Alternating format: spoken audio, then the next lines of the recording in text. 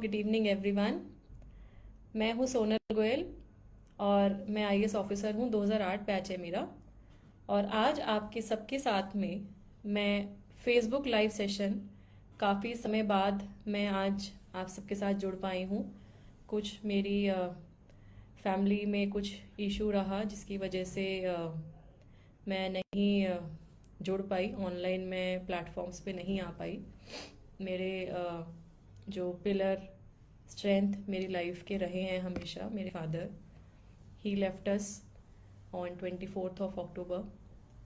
और बहुत ही एक वैक्यूम, एक वॉइड आ जाता है लाइफ में। और पापा ने हमेशा मेरा बहुत सपोर्ट किया और मैं सिविल सर्विसेज में आई, उसका उनका बहुत इम्पोर्टेंट रोल रहा, बहुत इम्पोर्टेंट उनका योगदान रहा। और इवन प्रिपरेशन के अलावा जब मेरी पोस्टिंग हुई तो पोस्टिंग में भी चाहे त्रिपुरा हो चाहे हरियाणा हो, तो काफ़ी टाइम वो आके मेरे साथ रहे। और मुझे ऐसा फील, परिवार की कमी जो होती है कि अपनों की कमी कभी उन्होंने फील नहीं होने दी। और विशेष रूप से उनका सामाजिक जो सोशल ऑर्गेनाइजेशंस में जो उनका ये था, इन्वॉल्वमेंट था, और सामाजिक तौर पे जो वो लोगों से जुड़ाव रखते थे।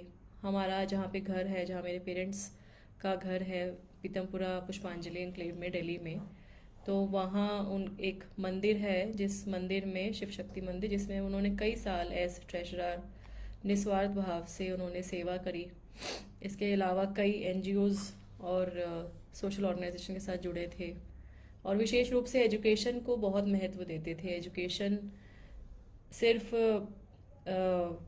हमारा कॉलेज तक ही नहीं बल्कि हायर एजुकेशन पे उन्होंने काफ़ी फोकस किया, क्योंकि वो खुद एक ऐसे परिवार से थे जो कि बिजनेस क्लास फैमिली था, पानीपत बेस था। पापा का जन्म धर्मगढ़ गांव में हुआ और उस गांव में रह के उन्होंने ये सोचा कि मुझे कुछ आगे करना है, मुझे बिजनेस नहीं करना, मुझे पढ़ाई के क्षेत्र में कुछ करना है। उन्होंने कॉलेज किया पानीपत में, आर्या कॉलेज से उन्होंने अपना ग्रेजुएशन किया। उसके बाद उन्होंने चार्टेड अकाउंटेंसी का कोर्स किया। वो कोर्स करने के लिए थोड़ा टाइम वो दिल्ली रहे, कुछ टाइम पानीपत रहे। और फिर जब उनकी डिग्री कंप्लीट हो गई तो उन्होंने ये सोचा कि मैं अपनी प्रैक्टिस एस्टैब्लिश करूँगा। तो बहुत ही स्ट्रगल के साथ उन्होंने अपनी प्रैक्टिस, अपना ऑफिस एस्टैब्लिश किया। और फिर पापा की शादी हुई तो शादी के बाद वो दिल्ली में सेटल हुए। तो इस लिहाज से मेरा जन्म, मेरी एजुकेशन सब दिल्ली में ही रही। और पानीपत से जुड़ाव बहुत स्पेशल है क्योंकि वहाँ पे हमारे नेटिव प्लेस है। और इस तरीके से जो उनकी जो टीचिंग्स थी, वो सिर्फ ये नहीं था कि बच्चों को पढ़ाना है, अच्छी पढ़ाने के साथ साथ अच्छी बच्चों को वैल्यूज़ देना, एथिकल वैल्यूज़ देना, मॉरल एजुकेशन देना, और उनको इस तरीके से जागरूक करना कि वो अपना दायित्व देश के लिए, समाज के लिए समझें, पहचानें और उसमें योगदान दें। तो उसी को हम 3 भाई बहन हैं, तो उसी को हम फॉलो करने की कोशिश कर रहे हैं। और मेरा भी जो अभी तक भी जो मेरा सिविल सर्विसेज में कार्यकाल रहा, 15 साल का कार्यकाल रहा, उसमें मैंने हमेशा यही प्रयास किया कि नौकरी के अलावा क्या मैं कुछ ऐसा कर पाऊँ जिससे मैं giving back to the society ऐसा कुछ कर पाऊँ। वो मैंने कोशिश करी। साथ ही साथ में किस तरीके से हम लोगों तक जो प्रोग्राम पॉलिसीज इम्प्लीमेंटेशन है उसको अच्छे से अच्छा पहुंचा पाए, वो मैंने प्रयास किया। तो इसी के अंतर्गत ये जो मैंने एक बुक लिखी जिसके बारे में आज ये सेशन है, nation calling, holistic approach to UPSC civil services examination. तो फ्रेंड्स, ये जो किताब है, ये किताब भी मेरा उसी मुहिम का पार्ट है, उसी उसी एक मेरी जो जर्नी है जो कि नेशन कॉलिंग को डेडिकेटेड है, कि एक राष्ट्र के प्रति जो मेरी जर्नी है, मेरी जो यात्रा है, उसी के अंतर्गत मैंने ये बुक लिखी। क्योंकि मैं पिछले लगभग 3 सालों से हमारे जो यूपीएससी सिविल सर्विसेज के जो एस्पिरेंट्स हैं उनको मेंटर करती आई हूँ ऑनलाइन प्लेटफॉर्म्स के माध्यम से। डिफरेंट कॉलेजेस और यूनिवर्सिटीज़ में भी मेरे लेक्चर्स रहते हैं। साथ ही साथ में कुछ कोचिंग इंस्टीट्यूट्स में भी मेरी बीच बीच में विजिट होती हैं। तो जो ओरिएंटेशन है सिविल सर्विसेज का, कैसे तैयारी करें, और जब सिविल सर्विसेज जब हम सोच रहे हैं कि हमें तैयारी करनी है, तो ऐसे क्या क्या इश्यूज हैं, ऐसे क्या क्या चीज़ें हैं जो जहन में आनी चाहिए, तो इसको लेके और प्लस स्ट्रैटेजी, जो हमारी स्ट्रैटेजी है stage wise strategy, prelims mains and interview, उसको हम किस तरीके से हम अपनाएं, किस तरीके से हम फॉलो करें। एंड देन ऑफ कोर्स मैंने इसके अंदर इसको थोड़ा सा और रियलिस्टिक बनाने के लिए, जो हमारे रिसेंट 2022 का जो रिजल्ट आया था, जो अभी 2023 बैच जो सिलेक्ट हुआ है सिविल सर्विसेज में, उसमें से 3 टॉपर्स का इंटरव्यू भी मैंने डाला है, जिनकी अपने आप में स्टोरी बहुत इंस्पायरिंग है। तो उन्होंने भी अपने टिप्स शेयर की हैं। तो ये मेरे बुक की रूपरेखा है। अब मैं इस बुक की ये जो सेशन है, आज ये सेशन इस बुक को ही डेडिकेटेड है। और इस बुक के बारे में मैं जो चैप्टर वाइज है, चैप्टर वाइज मैं आपको थोड़ा थोड़ा ब्रीफली डिस्कस करूंगी, क्योंकि लाइव सेशन है तो बहुत ज़्यादा डिटेल में नहीं कर पाऊंगी। और इसके साथ ही साथ कुछ आपके क्वेश्चंस हैं, क्वेरीज हैं, जैसे अभी किसी ने लिखा how to start preparation for civil services if someone is doing undergraduate courses. तो ये भी एक पार्ट है जो कि मैंने बुक में कवर किया है कि when to start the preparation. अगर कोई अंडर ग्रेजुएट का कोई कोर्स कर रहा है तो वो कैसे अपनी तैयारी शुरू करे, तो ये भी पोर्शन मैंने बुक के अंदर लिखा है। ये बुक ऑनलाइन अवेलेबल है अमेजोन और फ्लिपकार्ट पे, और इसके अलावा ये बुक फिजिकली भी इंडिया के डिफरेंट डिफरेंट पार्ट्स में डिस्ट्रीब्यूट की जा रही है। इसके पब्लिशर हैं यूपीएससी गाइड, और उनके माध्यम से इस बुक की फिजिकल अवेलेबिलिटी भी इंश्योर की जा रही है in different parts of the country, और साथ ही साथ में ऑनलाइन ये अमेजोन और फ्लिपकार्ट पे अवेलेबल है। तो फ्रेंड्स, मैं शुरुआत करूंगी आज के सेशन की फॉर्मली एक कोट मेंशन करना चाहूंगी, जिसमें जो कि मैंने जो बुक का प्रीफेस है उसके अंदर भी मैंने उस कोट को लिखा है। तो ये कोट स्वामी विवेकानंदा जी का है। Swami Vivekananda ji has said that be the servant while leading, be unselfish, have infinite patience and success is yours. मैं रिपीट करती हूँ कि बी द सर्वेंट while लीडिंग, be unselfish, have infinite patience and the success is yours। तो ये जो book का जो थीम है नेशन कॉलिंग, ये इसी के ऊपर बेसिकली निर्धारित है कि हम सर्वेंट की तरह, हम एक सर्विंग कैपेसिटी में, हम सेल्फलेसनेस के साथ में हम काम करें। और ये जो इम्पोर्टेंस ऑफ सेल्फलेसनेस है, द इम्पोर्टेंस ऑफ लीडरशिप है फॉर यूथ, यही एक युवा शक्ति की ऊर्जा है जो कि आगे आपको, आप चाहे सिविल सर्विसेज में आए या आप किसी और भी प्रोफेशन में जाना चाहते हैं, तो लेकिन ये आपको गाइड करेगा। तो मेरी बुक में कुछ इंपॉर्टेंट पार्ट ये भी है कि even if you are not appearing for civil services, तो कुछ कॉम्पिटिटिव एग्जामिनेशन में अगर आप तैयारी करना चाह रहे हो, कोई और एग्जाम दे रहे हो, तो उसको ये ध्यान में रखते हुए कुछ एक चैप्टर उसमें भी मैंने डाला है। ये फ्रेंड्स बुक है, मैं आपको बुक दिखाना चाहूंगी, nation calling holistic approach to UPSC civil services examination. और इस बुक का मैंने प्रीफेस से अभी आपको एक कोट बोला। तो बेसिकली हमारी जो ड्यूटी है, हमारी जो रिस्पॉन्सिबिलिटी है as youth of the country, वो ड्यूटी यही है कि हम किस तरीके से अपने जो पर्सनल गोल्स हैं, हमारा जो पर्सनल एम्बिशन है, उसको किस तरीके से हम नेशन की गोल्स एंड रिक्वायरमेंट से अलाइन करें। ये बहुत इंपॉर्टेंट है जानना। और इसी श्रृंखला में सिविल सर्विसेज डेफिनेटली एक माध्यम है, लेकिन इसके अलावा भी प्लेटफॉर्म्स हैं, और वो स्टेट सिविल सर्विसेज हो सकते हैं, वो कोई और गवर्नमेंट कॉम्पिटिटिव एग्जामिनेशन हो सकता है, वो इवन आप प्राइवेट सेक्टर में रहते हुए भी कर सकते हैं। आप कोई अपना एनजीओ सिविल सोसाइटी ऑर्गेनाइजेशन चला रहे हैं, उसके अंदर रह के भी कर सकते हैं। So it is very important कि मैंने प्रीफेस में एक और लाइन लिखी है कि let this book be your guide and let it be a catalyst for your own personal growth, self discovery and intellectual development. The catalyst for your own personal growth, self discovery and intellectual development. तो ये जो है intellectual development, ये जो चीज़ है कि हमें self को डिस्कवर करना है, तो ये कैसे करें, इसके ऊपर भी एक चैप्टर इसमें है।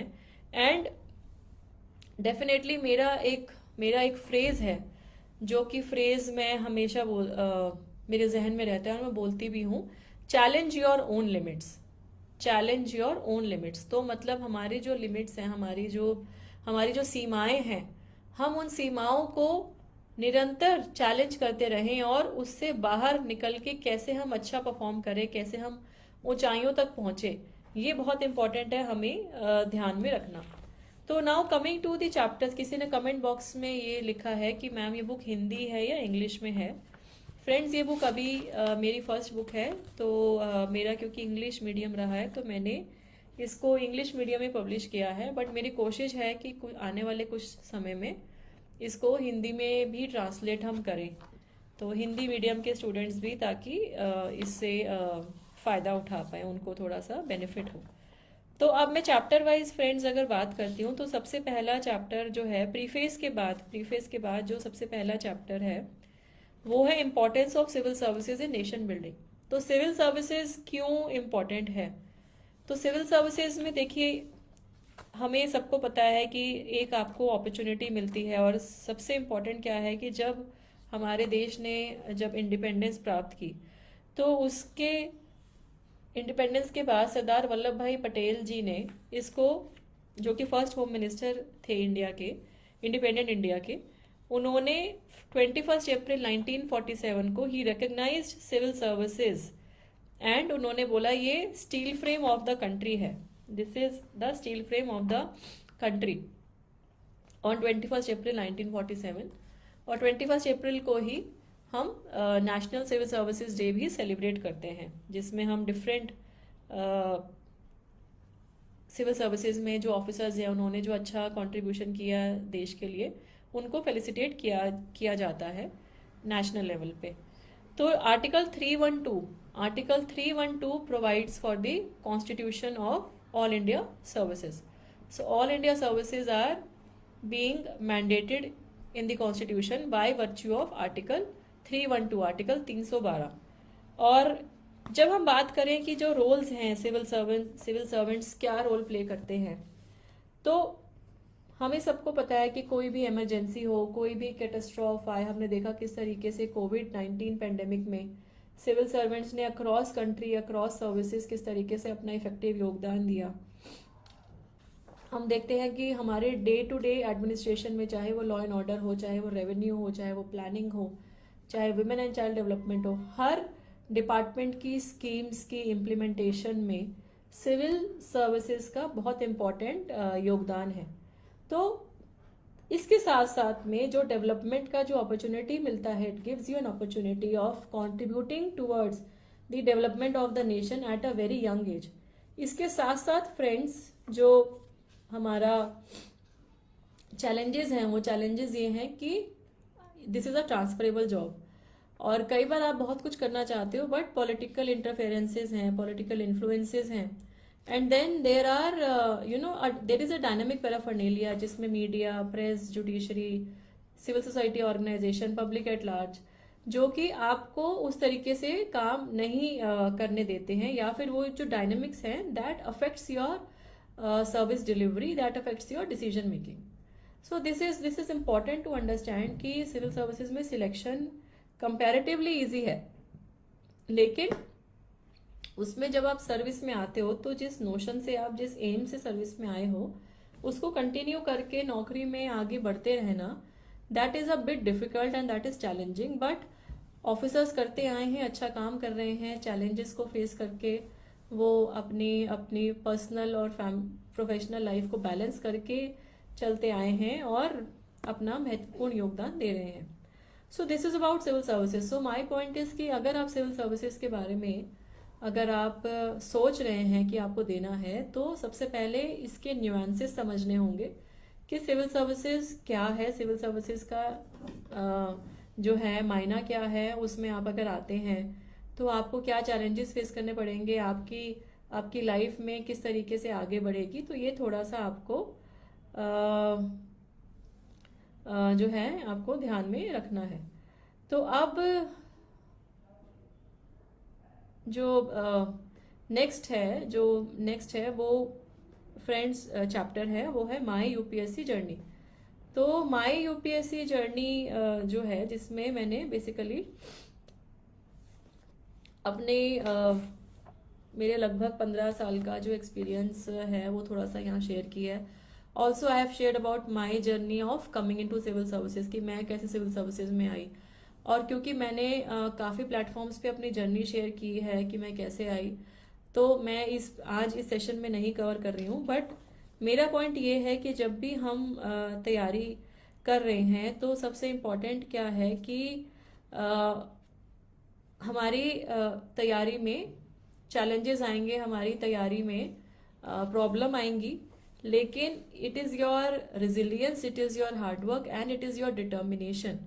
आपकी डिटर्मिनेशन, हार्डवर्क और आपकी resilience, how you overcome and face challenges, इस पे डिपेंड करता है एक्चुअली आप किस तरीके से आगे बढ़ें। तो ये बहुत इंपॉर्टेंट है, इन सब चीज़ों को समझना, इन सब चीज़ों के अकॉर्डिंग अपना डिसीजन लेना, that is very very important. तो नेक्स्ट चैप्टर है चैप्टर 3। किसी ने कमेंट बॉक्स में ये लिखा है कि मैम कितने चैप्टर्स हैं। फ्रेंड्स इसमें टोटल 14 चैप्टर्स हैं इंक्लूडिंग द कंक्लूजन। तो first chapter is the introduction and the last chapter is conclusion. So total 14 chapters हैं। The next chapter is on understanding the basic, the UPSC Civil Services Examination, understanding the basic. तो before we start our preparation, जब आपको लगता है कि आपको करना है, तो before you actually start your preparation, it is better that we understand the pattern, कि हमारा किस तरीके से एग्ज़ाम होता है, कितने हमारे अटैम्प्ट्स हैं, और वो अटैम्प्ट्स जो हैं वो भी कैटेगरी के हिसाब से डिफरेंट होते हैं। तो वो चीज़ों को हमें ध्यान में रखना है। So this is actually as per the guidelines issued by the UPSC. ये यूपीएससी की वेबसाइट पे भी अवेलेबल है। तो यूपीएससी www.upsc.gov.in पे आप जाके, वेबसाइट पे जाके आप इसकी डिटेल्स देख सकते हो। तो वो आपको एलिजिबिलिटी क्राइटेरिया मिल जाएगा। तो ये बहुत इंपॉर्टेंट है फ्रेंड्स कि हम इसको थोड़ा समझ लें कि आपके पास में कितनी अटेम्प्ट्स हैं, एज क्राइटेरिया क्या है, एजुकेशनल क्राइटेरिया क्या है, and then you make up your mind that when do you actually want to appear, कि आपको कब एग्जामिनेशन देना है और आप कब से तैयारी शुरू करना चाह रहे हो। फ्रेंड्स जब मैंने फ्रैंकली जब सिविल सर्विसेज के बारे में सोचा वे बैक इन 2003, जब मेरे को सिविल सर्विसेज के बारे में पता लगा, मैंने एक मैगजीन में पढ़ा, तो मुझे एक्चुअली क्लैरिटी नहीं थी इनिशियली, क्योंकि मेरी फैमिली में किसी ने सिविल सर्विसेज का एग्जाम कभी दिया नहीं था। तो किसी ने दिया नहीं था, तो कोई गाइडेंस देने वाला नहीं था। तो मैंने जितना मुझे इधर उधर से बात करके और वेबसाइट पे जाके लोगों से, टीचर से बात करके जो वो लिया,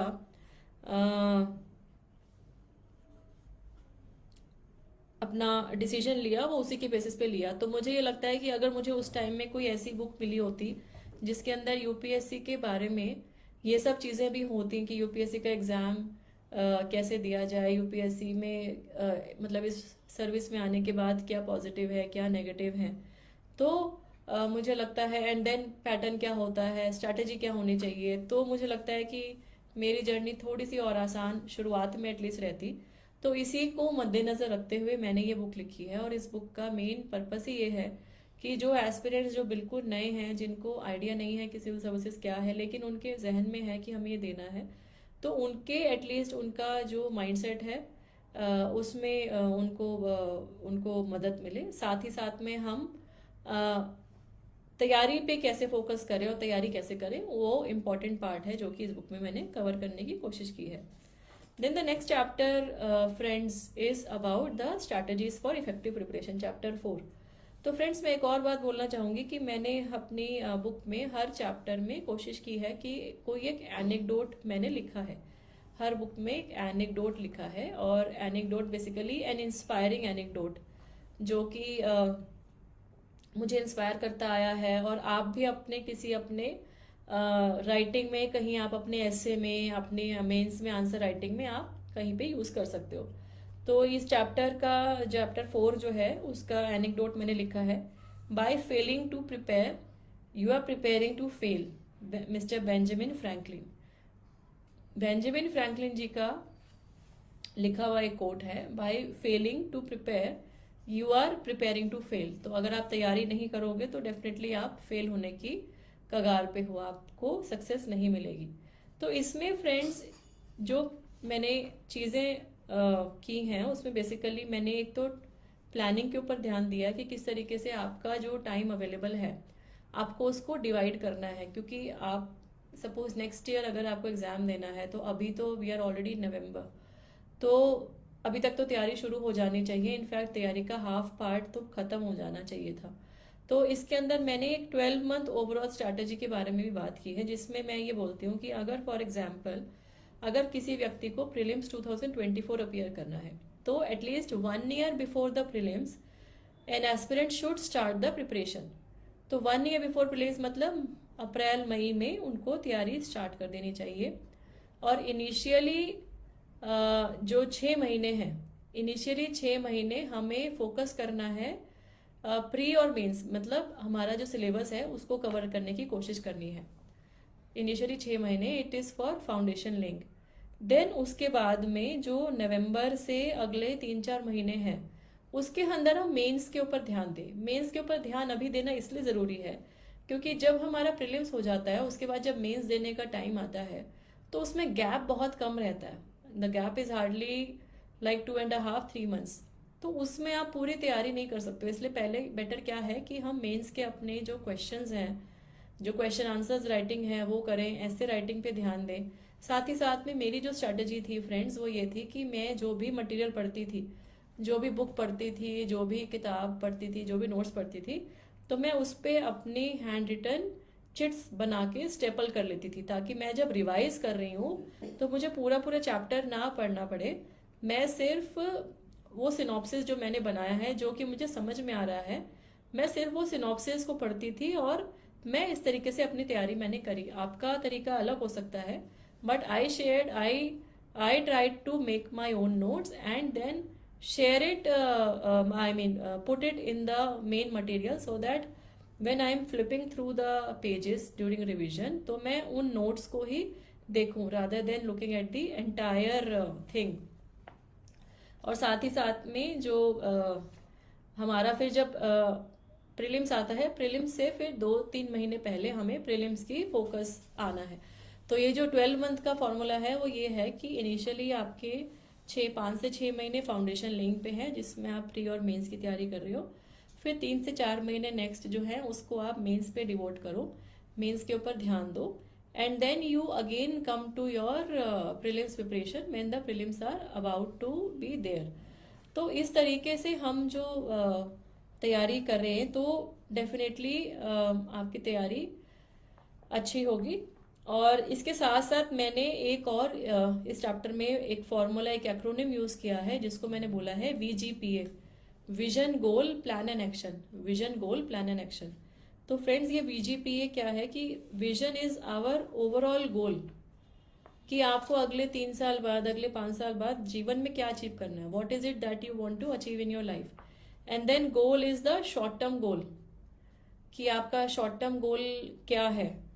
एंड देन आपका जो गोल है उसको अचीव करने के लिए आप किस तरीके से प्लानिंग करें, आपको क्या क्या स्टेप्स लेने पड़ेंगे, फिर ये आ जाएगा। And then is your action, then is your action taking which is most important.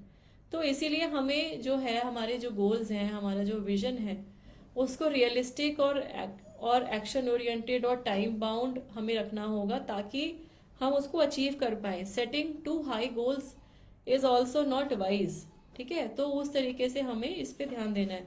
तो स्ट्रैटेजी में मैंने डिटेल किया है कि किस तरीके से प्रायोरिटाइज करना है, स्टडी शेड्यूल कैसे बनाना है, टाइम मैनेजमेंट कैसे इंपॉर्टेंट है, और किस तरीके से हम एग्जामिनेशन प्रेशर को हैंडल करें, किस तरीके से मोटिवेटेड रहें, how to stay calm, maintain a healthy routine, how to stay motivated, है ना, आंसर राइटिंग की प्रैक्टिस कैसे करें। तो ये सब जो चीज़ें हैं ये मैंने चैप्टर जो है स्ट्रैटेजीज फॉर इफेक्टिव प्रिपरेशन वो इसके अंदर कवर की है। Then the next 3 chapters are very specific on the stages of preparation. So it is preliminary, mains and interview. तो जो प्रीलिम्स है we know that prelims is about the objective type, जिसके अंदर आंसर राइटिंग नहीं है। तो basically उसमें prelims में कुछ क्वेश्चंस आप एलिमिनेशन से भी कर सकते हो। ऑफ कोर्स क्योंकि प्रीलिम्स में नेगेटिव मार्किंग है तो इसीलिए नेगेटिव मार्किंग की वजह से हमें जो है थोड़ा ध्यान भी देना है कि we should not attempt the question which leads to wrong answers and unfortunately negative marking. तो मैंने फ्रेंड्स ये जो नेक्स्ट 4 चैप्टर्स हैं इसमें मैंने कुछ कुछ इंस्पिरेशनल स्टोरीज भी शेयर की हैं। वो स्टोरीज पर्सनालिटी की हैं, और एक स्टोरी इस चैप्टर में जो स्टोरी लिखी है वो है बैम्बू के बारे में, बैम्बू प्लांट जो है उसके बारे में, and it is about the patience and perseverance of bamboo. और उसके बाद में किस तरीके से बैम्बू शूट जब प्लांट होता है वो कितने सालों तक पहले अंदर अपनी जड़ें बनाता है, and then it flowers and blossoms बाहर आके, ग्राउंड के बाहर आके। तो इस तरीके से क्या है कि प्रीलिम्स में भी हमें जो है, जो सब्जेक्ट वाइज हमें जो पेपर 1 और पेपर 2 जो है, paper 1 is general studies and paper 2 जो है वो हमारा सी सेट वाला है, मेंटल एप्टीट्यूड का जो पेपर है।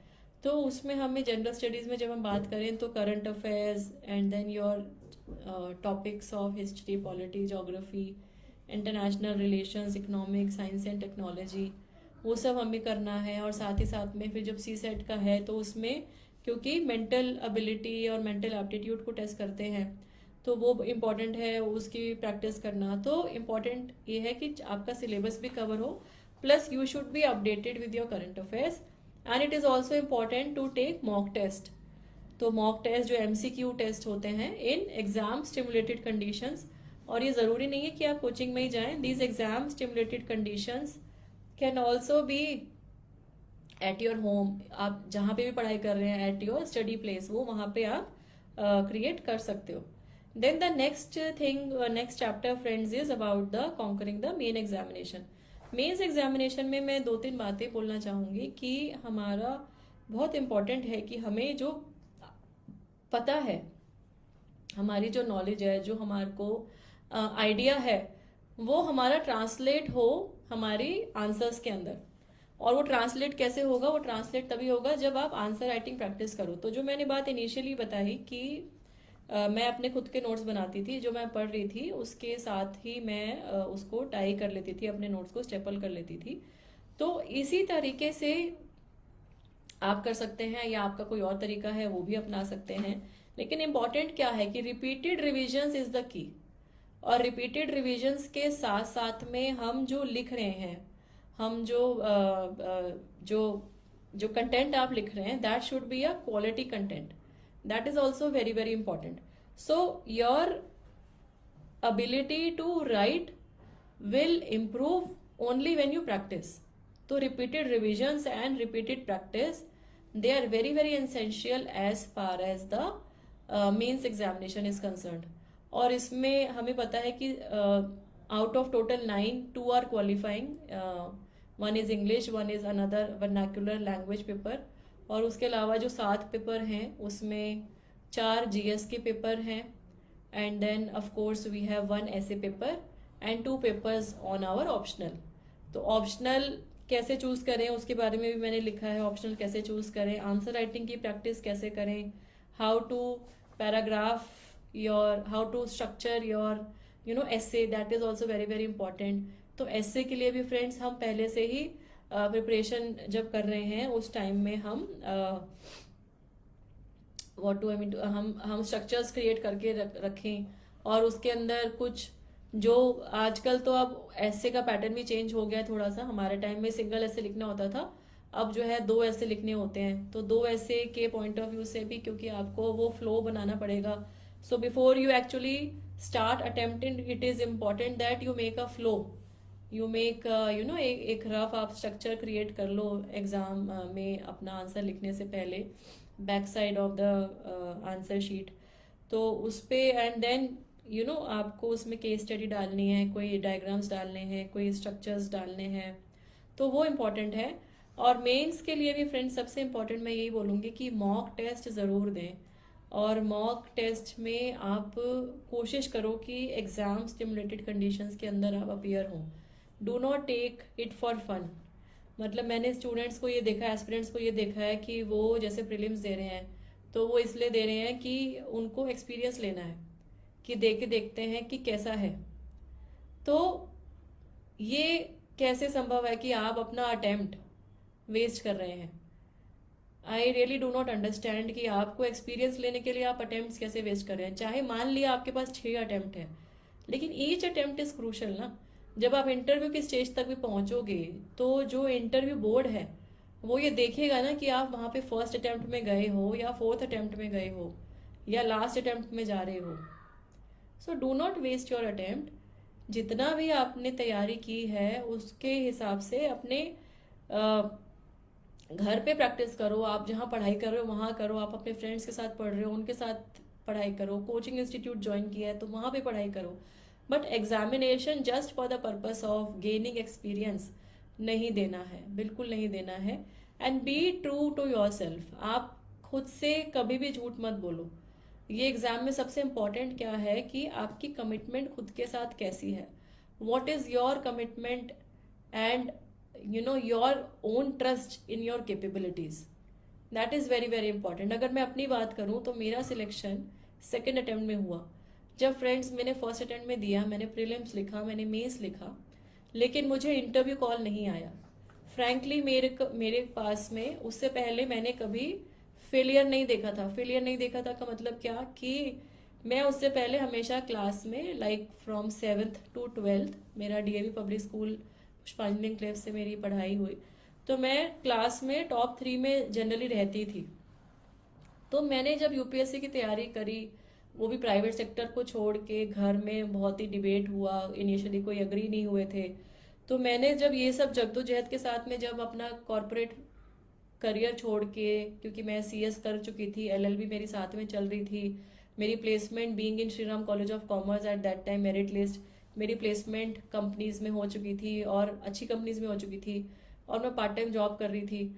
तो ये सब जो चैलेंजेस मैंने मुझे लगा कि अपने लिए क्रिएट किए हैं, तो उस पर जब मेरा फर्स्ट फेलियर हुआ तो I actually went into depression. और मुझे ऐसा फील हुआ कि क्या मैंने बहुत ज़्यादा कुछ गलत कर लिया अपने साथ, and then whether life is going nowhere, life is moving directionless, क्या ऐसा हो गया। तो मुझे समहाउ यही फील हुआ कि फिर मैंने कुछ दिनों का ब्रेक लिया, and then I give a commitment to myself कि अब जो भी आगे आएगी अपॉर्चुनिटी मेरे को जो मिल रही है, अब जो मेरा नेक्स्ट अटेम्प्ट होगा, that would be my best attempt and that would be my such an attempt कि मुझे कोई और अपने ऊपर ग्रज नहीं हो, कोई और एक कहते हैं ना शिकवा नहीं हो कि मैंने अपना बेस्ट नहीं दिया। तो वो उसको फिर मैंने अपनी जो स्ट्रेंथ, जो एनर्जी थी उसको रिकलेक्ट किया। मैंने जितना मैं अच्छी तैयारी कर सकती थी की, क्योंकि मुझे फर्स्ट अटेम्प्ट में मेरी जो वीकनेसेस रही थी, जो मेंस में वीकनेस रह गई थी मेरी, एक्चुअली जीएस में थोड़ा सा मेरा स्कोर कम था, क्योंकि शायद मैं कॉमर्स बैकग्राउंड की स्टूडेंट रही थी, तो मेरा जो है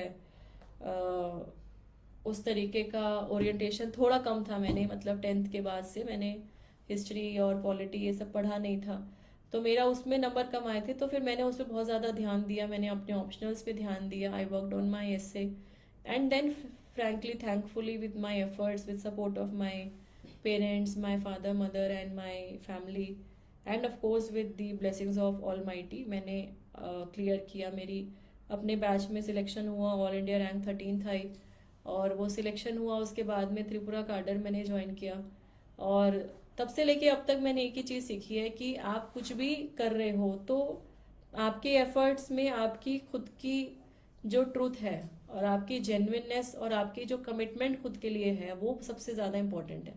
and even friends, as a civil servant, what I have realized is that you are always answerable for your action। आप जो भी as a deputy commissioner, as a sub divisional magistrate, आप जो भी डिसीजन लोगे, वो कहीं ना कहीं आपको कहीं ना किसी स्टेज पे आपको आंसर करना पड़ेगा। So therefore it is very important that you be true to yourself, and it is also important कि एम्पथी और कंपैशन के साथ हम काम करें। कि हमारे ऑफिस में एज अ कलेक्टर, अगर हमारे ऑफिस में सामने वाले लोग मिलने आ रहे हैं, तो उनकी जो समस्या है, अगर वो समस्या आपके साथ हो, तो आप क्या एक्सपेक्ट करते हो कि आपके सामने जो ऑफिसर है वो किस तरीके से रिएक्ट करे, वो किस तरीके से उस प्रॉब्लम को सॉल्व करे, किस तरीके से आप तक उस स्कीम का लाभ पहुंचाए। तो ये सब चीजें हैं जो कि हमें सोचनी है whenever we are taking any decision as a civil servant, as an officer on the seat. तो नेक्स्ट चैप्टर फ्रेंड्स है पर्सनालिटी टेस्ट का, जो कि इंटरव्यू प्रिपरेशन है। और पर्सनालिटी टेस्ट हमें पता है लास्ट पड़ाव होता है सिविल सर्विसेज की जो एग्जाम है उसके अंदर। And personality test is something जिसमें कि हमारा जो इंटरव्यू बोर्ड है बहुत ही सीनियर एक्सपीरियंस लोगों का, प्रोफेशनल्स का वो बोर्ड होता है, who are actually experts in their fields. तो वो बेसिकली यही जानना चाह रहे हैं कि आप सिविल सर्विसेज में क्यों आना चाह रहे हो, और अगर आपको सिविल सर्विसेज में सिलेक्शन होता है तो what is it that you want to contribute, या आप किस तरीके से कंट्रीब्यूट करना चाहते हो। तो मेरा सुझाव एस्पिरेंट्स को हमेशा से ये रहता है कि be natural, never bluff, do not try to bluff, हमेशा हम नेचुरल रहें। और अगर किसी क्वेश्चन का जवाब नहीं आता है तो हम एडमिट करें बोर्ड के अंदर that sir and ma'am I apologise, I am not aware of this issue और this thing at present, but I definitely update myself when I move out of this interview board room. तो they also appreciate कि सबको सब चीज़ें नहीं भी पता हो सकती हैं, that is very genuinely possible. But हमारा जो डैफ है, जो डिटेल्ड एप्लीकेशन फॉर्म जो होता है जब आप भरते हो मीन्स के लिए, तो उसमें जो भी आपने लिखा है आपका starting from your name, your educational qualification, आपकी स्कूलिंग, कॉलेज, हायर एजुकेशन है, और अगर आप वर्किंग है तो कहाँ से कहाँ काम कर रहे हैं, आपके पेरेंट्स के बारे में, your native place, you know the district, the state, तो इन सब के बारे में क्वेश्चंस पूछा जाता है। तो मेंस में भी इम्पोर्टेंट क्या है कि they try to create situations of pressure, but what is important is that you maintain your calm and composure, that is very very important. तो इसीलिए मेंस के इंटरव्यू के लिए भी फ्रेंड्स इंपॉर्टेंट है कि हम अपना वो मेंटेन करें, कूलनेस मेंटेन करें, that is very very important in terms of the interview. And अगर आपको सीरियसली नहीं भी कुछ आता है तो just admit that sir and ma'am right now I am not aware of this, but मैं डेफिनेटली उसको अपडेट करूँगा। तो ये फ्रेंड्स 3 स्टेजेस की जो प्रिपरेशन है, ये बेसिकली मैंने तो बहुत शॉर्टली ब्रीफली बोला है। The details with examples, with case studies, with anecdotes, it is mentioned in the book. I am sure it would be very much helpful to you. And the next chapter is staying motivated and overcoming challenges. Gautam Buddha ji का एक coat मैंने इस book में इस chapter के ऊपर लिखा है, जिसमें he said that do not delve in the past, do not dream of the future, concentrate the mind on the present moment. Do not delve in the past, do not dream of the future, concentrate the mind on the present moment. तो बहुत important है कि अभी आपके पास क्या है उस पर कंसंट्रेट करो without worrying for future. Of course एक और बात है कि मैं सिविल सर्विसेज एस्पिरेंट्स को एक और बात बोलती हूँ कि अगर कोई एस्पिरेंट अगर जेन्युइनली तैयारी कर रहा है, अगर जेन्युइनली पढ़ाई कर रहा है, तो उसको स्ट्रेस और एंजाइटी आनी चाहिए, उसको स्ट्रेस और एंजाइटी आएगी और वो अच्छी बात है। लेकिन अगर कोई एस्पिरेंट सिर्फ टाइम पास के लिए कर रहा है तैयारी, तो he will not feel this stress and pressure. So if you are having this you know panic attacks या this some kind of self doubt, apprehensions and all these things are very natural, तो ये अच्छी बात है। और important क्या है कि उनको ओवरकम करना है। तो how do we overcome, that is important. इस चैप्टर के अंदर मैंने थोड़ा सा लाइफ के बारे में बताया। Former president doctor APJ Abdul Kalam ji, doctor APJ Abdul Kalam ji जो कि हमारे actually missile man of India के नाम से भी जाने गए हैं, और जिन्होंने इतना इम्पोर्टेंट कंट्रीब्यूशन किया, and then he became the president of our country. तो उनका जो लाइफ था, कितने हम्बल बैकग्राउंड से वो बिलोंग करते थे, and he rose to the highest constitutional position in the country, that is truly inspirational. तो उनका एक पेज पे मैंने उनका लाइफ स्टोरी जो है वो शेयर किया, लाइफ जर्नी शेयर किया। And then of course there are some components in the chapter which is like maintaining consistency and focus, dealing with stress and anxiety, and coping with failure and learning from mistakes. तो ये चीजें हैं कि हम किस तरीके से हम स्ट्रेस को बेयर करें, किस तरीके से we overcome, how do we cope with failure, how do we learn from our mistakes, how do we move forward, that is very very important. And the quote by Michael Jordan, एक quote है Michael Jordan ji का, जिसमें उन्होंने लिखा है, do not be afraid to fail, don't be afraid to fail, be afraid not to try, don't be afraid to fail, be afraid not to try. तो आप ना ट्राई करें उससे डरना चाहिए, because one should always keep trying, one should always keep challenging their own limits, that is very very important. Friends, इसका जो next chapter है वो डील करता है the roads not taken, the alternatives to UPSC. तो जो alternatives to UPSC है, इसमें बेसिकली मैंने यूपीएससी के एग्जामिनेशन के अलावा और जो एग्जामिनेशन है जैसे स्टेट सिविल सर्विसेज, जैसे जो बाकी गवर्नमेंट जॉब्स एग्जामिनेशन है, अपॉर्चुनिटीज़ इन दी प्राइवेट सेक्टर हैं, हायर एजुकेशन एंड रिसर्च, मतलब आप टीचिंग प्रोफेशन में, आप बैंकिंग में, आप आईटी में, टेलीकॉम में, ऐसी बहुत सारी चीज़ें हैं जिसमें आप जा सकते हो। And then how do you opt for your other careers. Okay, so this is important. And इसमें एक कोट मैंने लिखा है, ओपरा विनरी का एक कोट लिखा है, that the greatest discovery of all time is that a person can change their future by merely changing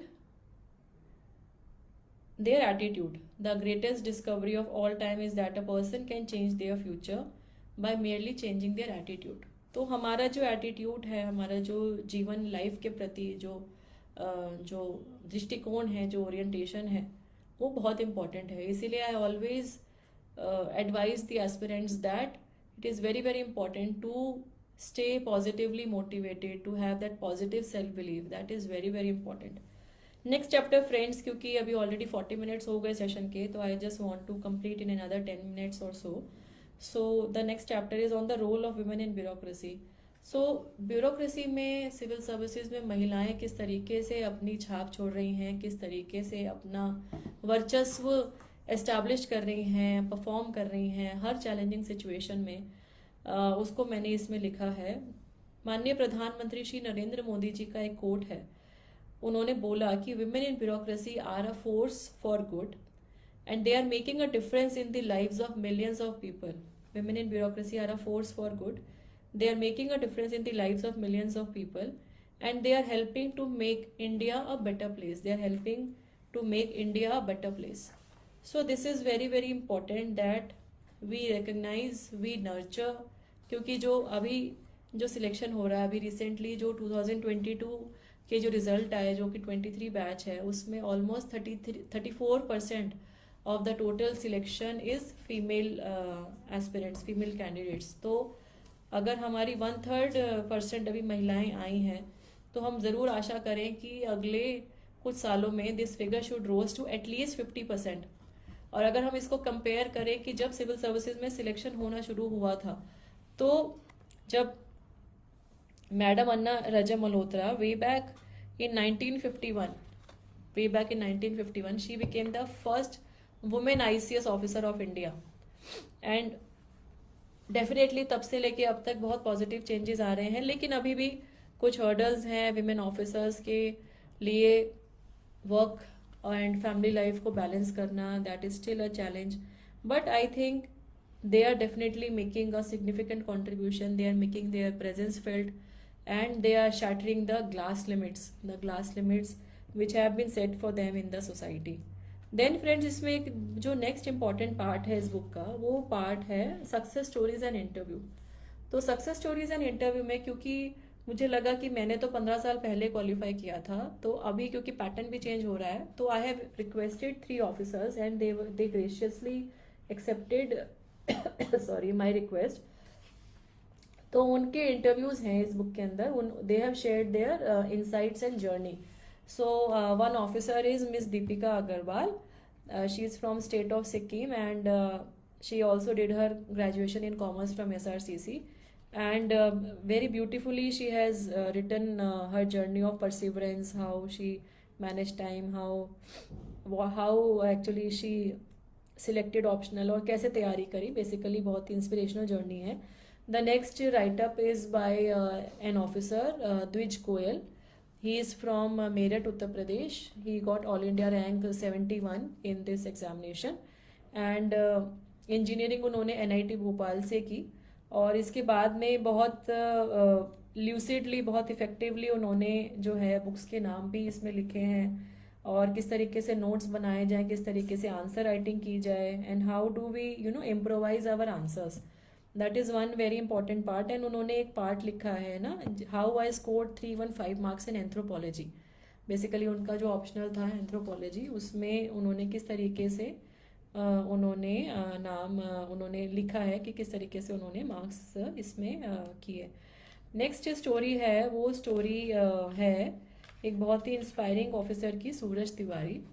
तो सूरज से मुझे पर्सनली मिलने का मौका मिला जब ये रिजल्ट्स आए थे। तो मेरा जेएनयू में एक लेक्चर था, विमेन इन ब्यूरोक्रेसी के ऊपर ही लेक्चर था। मुझे वहाँ जाके पता लगा कि सूरज जेएनयू से ही पढ़ा हुआ है, और एक दिन पहले रिजल्ट आया था, तो सूरज के बारे में मैंने भी ट्वीट किया था, because despite his physical limitation, Suraj के लाइफ में एक एक्सीडेंट हुआ जिसकी वजह से उसके लिम्स उसने खो दिए, and he only has one arm, and उसके दोनों पैर नहीं हैं और एक हाथ भी नहीं है। तो एक हाथ से वो किस तरीके से अपनी लाइफ में जूझते रहे और उन्होंने हिम्मत नहीं हारी, and still he cleared civil services examination with flying colours. तो यूपी के एक एरिया मैनपुरी से वो बिलोंग करते हैं, और मैनपुरी में बहुत ही हम्बल बैकग्राउंड से आते हैं, और उनके फादर ने भी, उनके पेरेंट्स ने भी बड़ी मेहनत करके बच्चों के लिए जो कर पाए वो किया। लेकिन उनकी फैमिली में ट्रेजेडी हुई, उनका पहले एक्सीडेंट हुआ,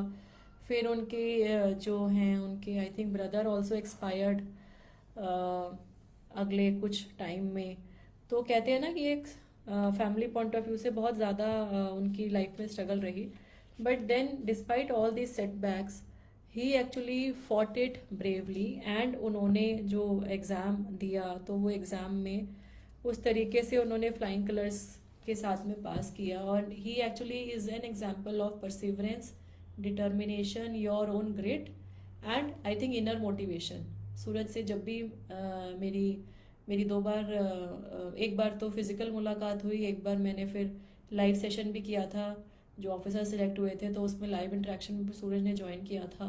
तो जब भी सूरज से बात करो तो इतनी पॉजिटिव एनर्जी आती है, और लगता है कि जब ये इतनी अपनी जीवन में संघर्ष और कठिनाइयों को भूल के हमेशा से हंसते हुए, हमेशा स्माइलिंग रहते हुए इतनी पॉजिटिव रहते हैं, तो डेफिनेटली हमारी तो समस्याएं कुछ भी नहीं हैं उसके सामने।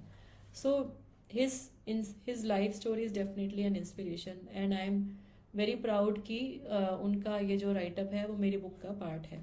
फ्रेंड्स, जो नेक्स्ट चैप्टर है बेसिकली ये है, is UPSC everything, finding balance and perspective in life. जो मैंने इनिशियली अपने चैप्टर में एक प्लान बी की बात करी है कि अगर यूपीएससी अगर नहीं होता है तो क्या करेंगे, तो क्या करें।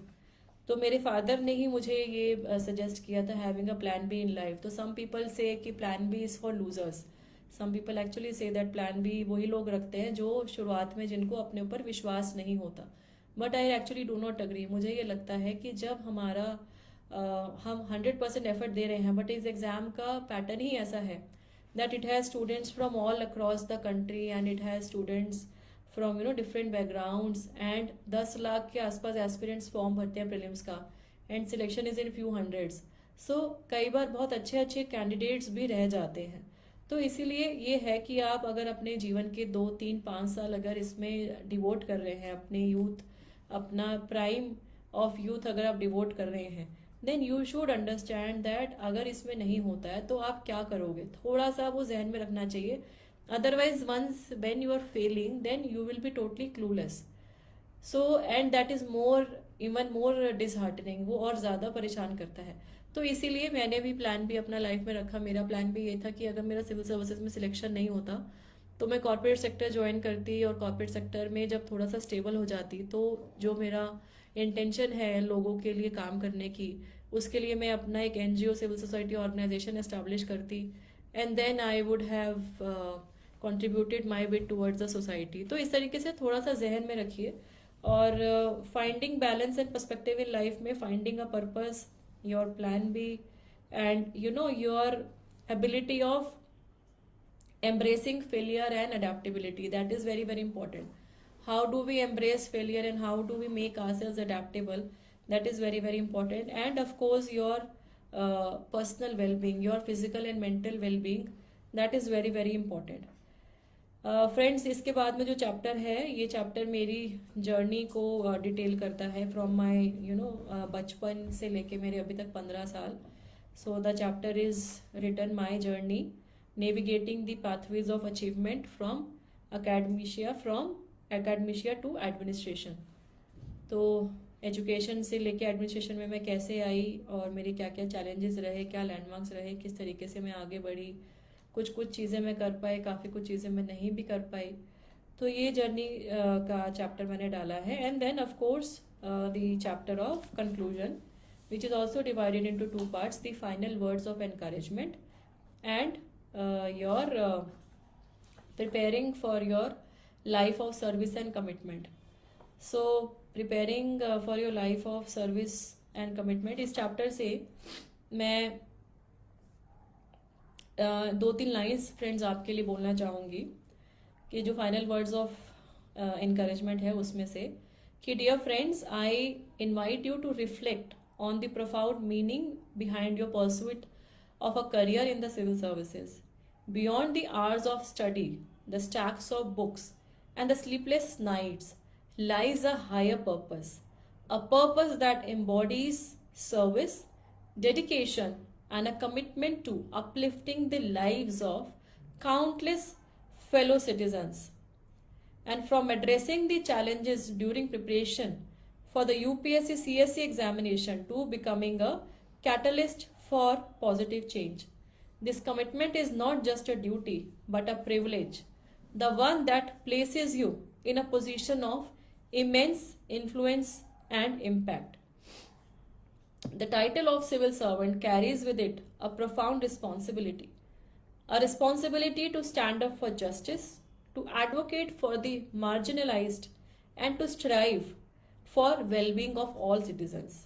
And you are therefore not just preparing for examination, you are preparing to be a beacon of hope, a source of inspiration and a driving force for progress. मैं repeat करना चाहूँगी ये line. You are not just preparing for an examination, you are preparing to be a beacon of hope, a source of inspiration and a driving force for progress. तो friends, ये जो opportunity आपको मिलेगी civil services में, जिसमें you are becoming a beacon of hope, a source of inspiration,